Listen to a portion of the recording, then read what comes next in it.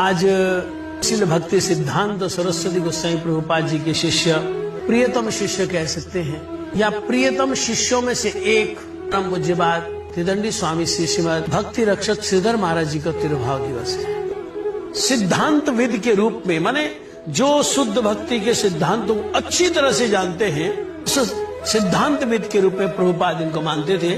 प्रभुपाद जी ने जब इस जगत से जाने की लीला की, जगत गुरु श्रील भक्ति सिद्धांत सरस्वती गोस्वामी प्रभुपाद जी ने जब इस जगत से जाने की लीला करी, तो उन्होंने अपने शिष्यों को दिल खोलकर कहा कि गोलोक धाम से इस सिद्धांत को समझाने के लिए मैं इस धरातल पर आया। मेरे जाने के बाद भी वो सिद्धांत प्रचार चलता रहेगा, क्योंकि श्रीधर महाराज जैसे विद्वान, श्रीधर महाराज जैसे आचरणवान सन्यासी इस जगत पर है। हमारे परम Guru Maharaj his divine grace Srila भक्ति दैत माधव गोस्वामी महाराज जी का बड़ा सुंदर प्रणाम मंत्र श्रीधर महाराज जी ने लिखा, क्योंकि श्रीधर महाराज जी और हमारे परम गुरु जी एक साथ रहते थे, अभी समय प्रचार में रहे। मतलब श्रीधर महाराज सन्यासी के रूप में और हमारे परम गुरु जी हयगिरि दास ब्रह्मचारी सफेद कपड़े में और उनके साथ सेवक के रूप में चलते थे। हमारे पूज्य श्रीधर महाराज जी एक ऐसे महात्मा रहे हैं जिनके बारे में क्या बताएं। भोग में श्रील प्रभुपाद भक्तिनाथ सरस्वती ठाकुर जी आएंगे और वहां पर सरभोग में विग्रह स्थापना करेंगे, श्री गुरु गौरांग गंधर्विका गिरधर जी।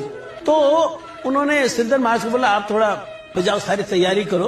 तो श्रीधर महाराज जी ने जो भी तैयारी करनी थी वो सारी तैयारी करी। प्रभुपाद जी जब आए ना, आकर उन्होंने विग्रहों को देखा, दर्शन किया, भाव विवाहित हुए और बोला, ये तो श्रीधर महाराज के स्पर्श से ही प्रकाशित हो गए, इनको प्राण प्रतिष्ठा करने की जरूरत नहीं है।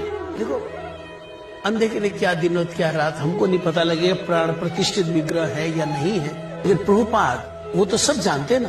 तो हम बोला, ये श्रीधर महाराज के स्पर्श से ही ये प्रकाशित हो गए। प्रभुपाद जब इस धराधाम से जाने लगे तो उन्होंने इच्छा व्यक्त करी कि श्रीधर महाराज मुझे कीर्तन सुनाओ। नरोत्तम ठाकुर ने जो लिखा, श्री रूप मंजरी पद सही मोर संपद, और सभी सुना जाता है।